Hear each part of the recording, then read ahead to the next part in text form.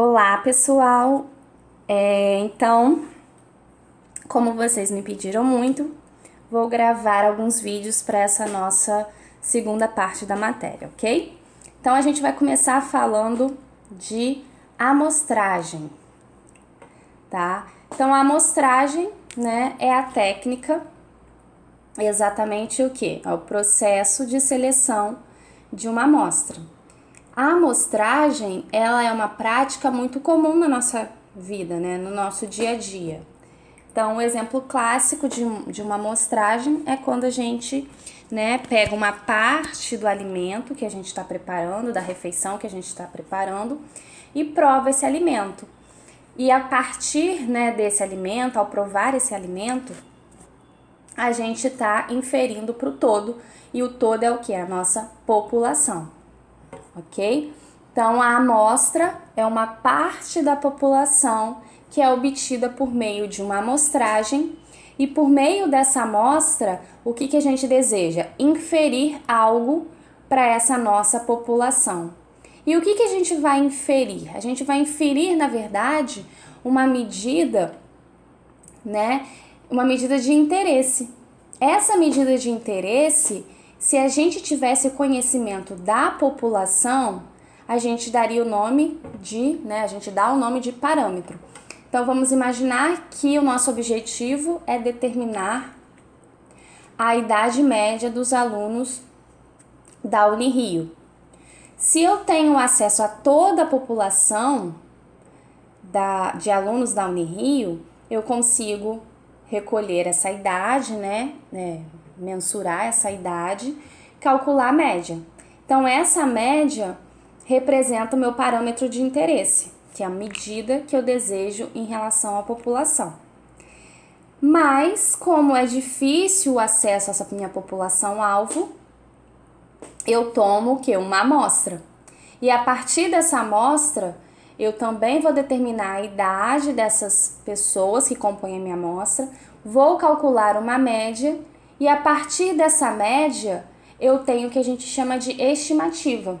Estimativa para aquele nosso parâmetro de interesse, ok? Então, parâmetro se refere à população e estimativa se refere à amostragem. E nós vimos também numa aula posterior que não é interessante que a gente fique, né, com essa estimativa pontual, com apenas um valor, já que se eu tirar várias amostras de mesmo tamanho, mas formadas por elementos diferentes da população, eu vou ter o quê? Uma variação de valores dessa estimativa, né? Então, por isso que a gente viu até aquela ideia, né, de fornecer o quê? Um intervalo de confiança no lugar de uma estimativa pontual, tá? Mas o objetivo dessa aula é da gente falar das técnicas de amostragem, ok? Então, a gente vai fazer uma pequena revisão aqui de todas as técnicas de amostragem que a gente viu no curso. Então, só para a gente deixar registrado, o que a gente tem? A população,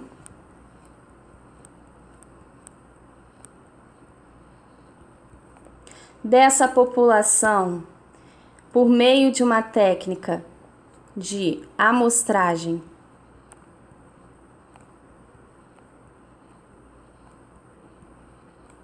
eu vou retirar uma amostra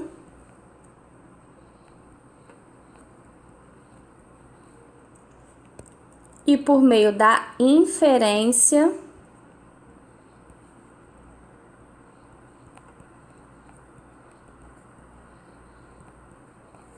eu vou o quê? Estimar o meu parâmetro de interesse, ok?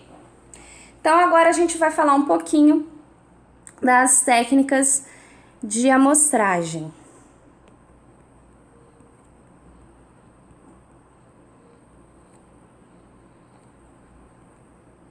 A amostragem. Nós vimos 8 técnicas, correto? Vimos 4 técnicas probabilísticas, ou também chamadas de aleatória, e vimos 4 técnicas, 4 tipos de amostragem não probabilística ou não aleatória. E o que diferencia, né, uma amostragem probabilística de uma amostragem não probabilística?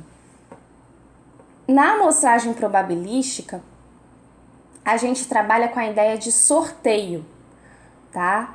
Ou seja, as amostras são obtidas aleatoriamente. Então, a probabilidade de cada elemento da população fazer parte da amostra, ela é igual, ok? Então, toda vez que vocês pensarem em uma amostragem probabilística, pensem na ideia de sorteio, tá? Então, essa é a palavrinha mágica, sorteio. Na amostragem não probabilística, né, ou também chamada de não aleatória, a probabilidade de alguns ou de todos os elementos da população pertencer à amostra é desconhecida, tá? Então, nesse caso, não existe essa ideia de sorteio.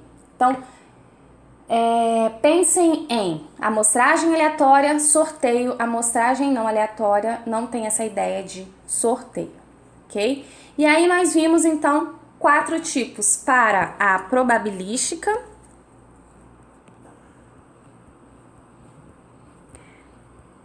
e 4 tipos para a não probabilística.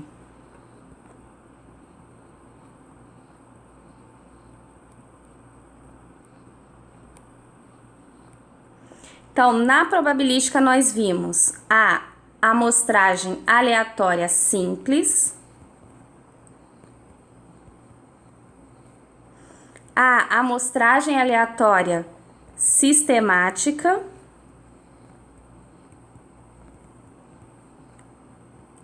a amostragem aleatória estratificada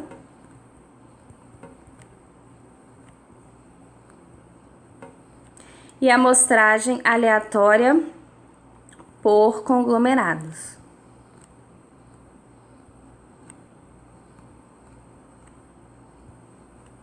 Certo?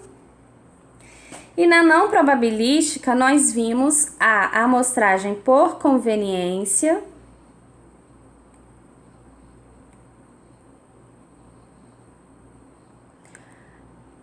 a por cotas, por julgamento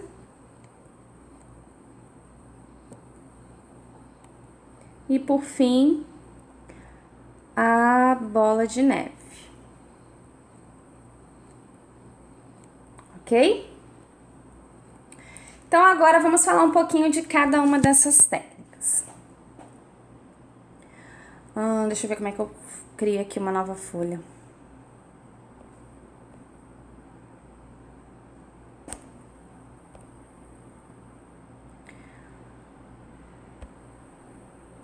Pronto. Então, vamos falar primeiramente da probabilística.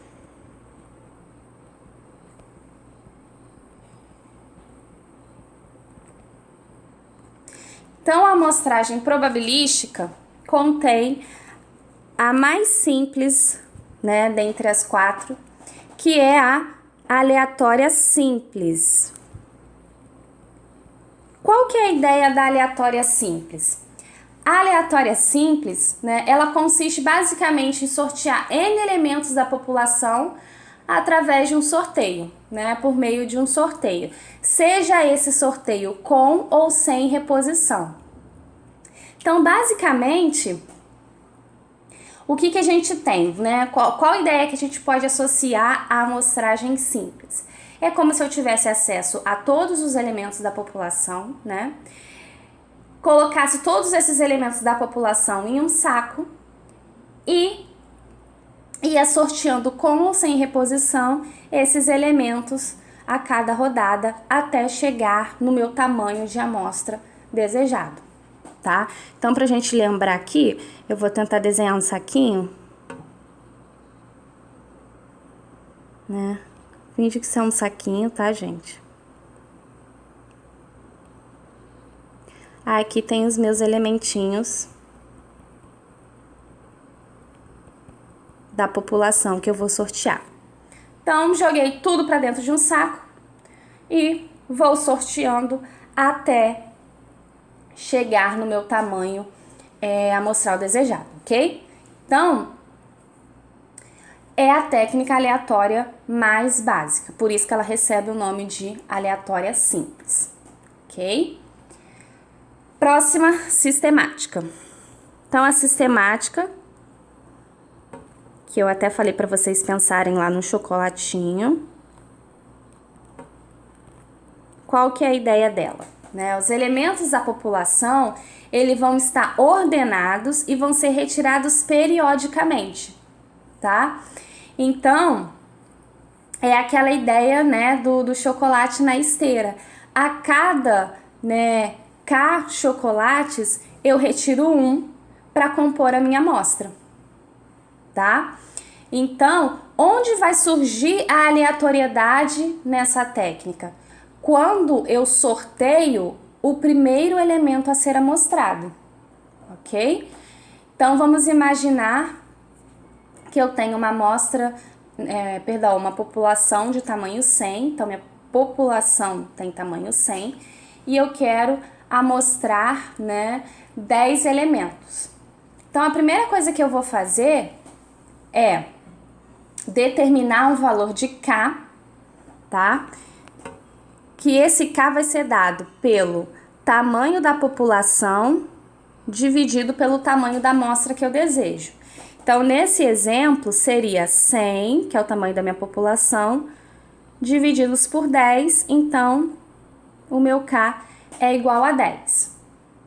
Definido o valor de K, o que eu vou fazer? Eu vou introduzir essa aleatoriedade. Como que vai ser feita, né? Como que vai ser a introdução dessa aleatoriedade? Eu vou sortear um número entre 1 e K, que nesse caso vale 10. Então, vamos imaginar que eu sorteei e eu, né, sorteei o valor 3. Então, significa que o meu primeiro elemento a ser amostrado dessa minha ordenação de elementos da população é o terceiro elemento. E a cada 10 eu vou selecionar, né, eu vou pegar esse elemento para compor a minha amostra. Então, vou colocar aqui uma esteirinha, só para associar, para vocês terem, gente, que coisa torta, né, como se fossem lá minhas barrinhas de chocolate.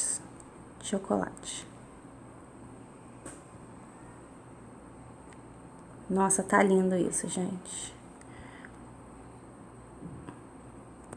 Então, fui lá, sorteei o terceiro. Depois eu vou contar 10. Né? Vou contar aqui 10. E vou sortear o próximo elemento. Ok? Então, essa é a ideia da sistemática. Bom, qual que é a próxima? A estratificada. A amostragem estratificada... Acho que eu vou para outra página. Tá. A amostragem estratificada...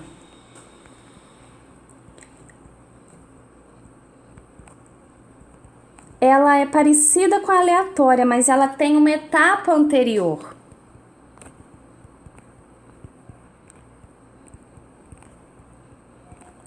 E qual seria essa etapa anterior? Primeiro, a gente divide a amostra em subgrupos, que são os estratos, tá? Então, vamos imaginar que eu queira, né, coletar uma amostra de elementos, né, de uma cidade, de indivíduos que moram numa determinada cidade. Eu posso primeiro dividir em bairros e desses bairros fazer um sorteio, né? Eu posso fazer uma divisão por gênero e desses gêneros fazer um sorteio. Quero alunos, então eu posso fazer uma divisão por escolas e dessa escola fazer um sorteio dos alunos. Então, basicamente, a ideia é dividir em grupos, né? Dependendo do que a gente quer. Então, vou ter o meu extrato 1, meu extrato 2, meu extrato 3.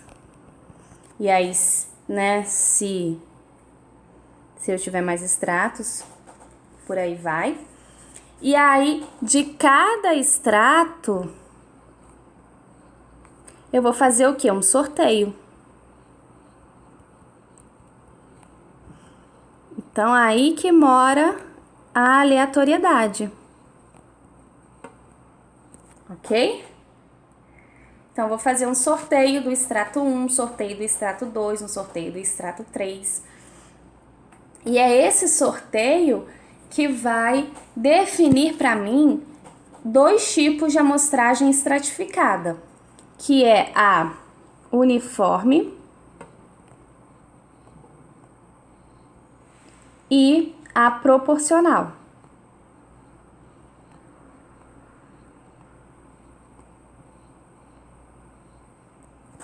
Ok? Então, qual a diferença da uniforme para proporcional? Vamos imaginar que eu tenha, então, em cada extrato, né, nesses 3 extratos que eu estou usando aqui como exemplo, toda a minha população, tá? Eu tenho acesso à população e ela está dividida nesses 3 extratos. Então, vamos imaginar que eu tenha, novamente, 100 pessoas e eu tenho 30 no primeiro extrato, 20 no segundo extrato e 50 no terceiro extrato, ok? Então, no total, 100 pessoas. Na amostragem uniforme, eu vou retirar de cada extrato o mesmo número de elementos. Então, vamos imaginar, novamente, que eu desejo uma amostra com 10 elementos. Perdão, gente. 10 elementos. Então, se eu quero realizar uma amostragem estratificada uniforme, o que eu preciso fazer? Eu preciso tirar um mesmo número de elementos. Nesse caso, 10 divididos por 3 não vai me dar um número inteiro, tá? Então, eu tiraria o quê? 3 do primeiro extrato, 3 do segundo, 4 do terceiro, ou 4 do primeiro, 3 do segundo, 3 do terceiro, ou 4 do segundo e 3 do primeiro e do terceiro. Mas de maneira que o número de elementos entre os extratos seja o mesmo ou aproximadamente o mesmo, tá? No proporcional, a gente já vai retirar proporcionalmente a representação de cada extrato. Então, eu vejo que o terceiro extrato tem muito mais elementos do que o primeiro e o segundo. Se a gente perceber, né, nesse 100%, o terceiro extrato compreende 50%, o primeiro extrato 30% e o segundo extrato 20%. Então, eu retiraria o quê? 3 elementos do extrato 1, 2 elementos do extrato 2 e 5 elementos do extrato 3, ok? Formando, então, a minha amostra de tamanho 10. Então, essa é a diferença da estratificada uniforme para a proporcional. E, por fim, a gente tem a amostragem por conglomerados.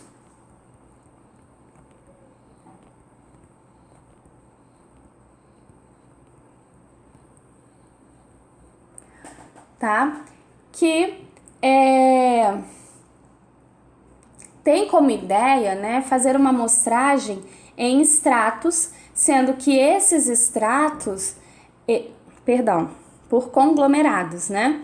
Sendo que esses aglomerados, esses conglomerados, são agrupamentos de elementos da população.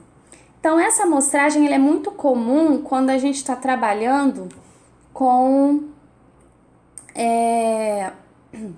com subgrupos que já estão agrupados de maneira natural ou de maneira geográfica, né? Então, um exemplo clássico é como se eu quisesse ter acesso a indivíduos, né, de um país, por exemplo, e aí desse país eu poderia o quê? Dividir em, né, vamos pensar aqui no Brasil, em estados, dos estados pegar algumas cidades, de algumas dessas cidades, alguns bairros, desses bairros, alguns quarteirões, algumas ruas, ou seja, eu saio, né, de algo maior e vou indo para conglomerados menores. Por isso que a amostragem por conglomerados, ela pode ser dividida em um estágio, 2 estágios, 3 estágios e por aí vai, conforme eu vou, né, reduzindo essa minha escala, ok? Então, pensem no conglomerado justamente com essa ideia de agrupamento de elementos da população que normalmente já estão agrupados de maneira natural ou de maneira geográfica, ok? Então, eu saio de uma coisa maior, vou para coisas, para, né, aglomerados, conglomerados menores, desse eu vou para menores ainda, até ter acesso aos meus elementos da população, ok? Então, de probabilística é isso. Vamos agora falar da não probabilística. Vou fazer de roxinho, ok? Não probabilística. Para começar, vamos falar da por conveniência.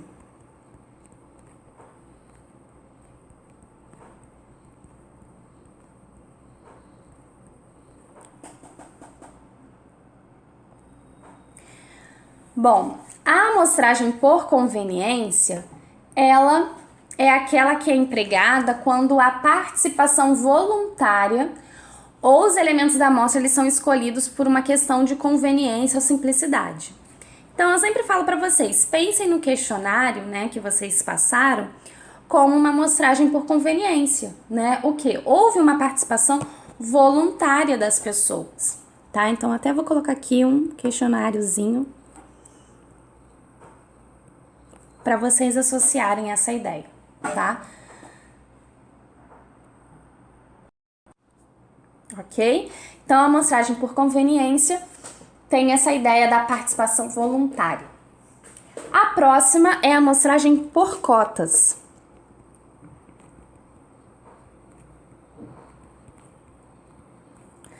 A amostragem por cotas, ela se assemelha muito à amostragem estratificada, tá?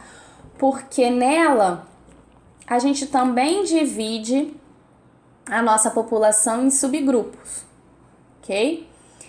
Então, qual que é a ideia? Fazer essa divisão, então, por exemplo, numa pesquisa socioeconômica eu posso dividir em localidade, nível de instrução, faixas de renda. Essa é a amostragem que é muito utilizada nas pesquisas eleitorais, né? Pesquisa de mercado. Então, eu vou dividir a minha população nessas cotas e eu tenho que preencher essas cotas, né, com informações, com entrevistas, com dados, né, das pessoas, dos elementos que se encaixam nessas cotas. Então, vamos imaginar que eu tenho escolhido as variáveis nível de instrução, faixa de renda e gênero. E aí eu dividi em gênero feminino e masculino, instrução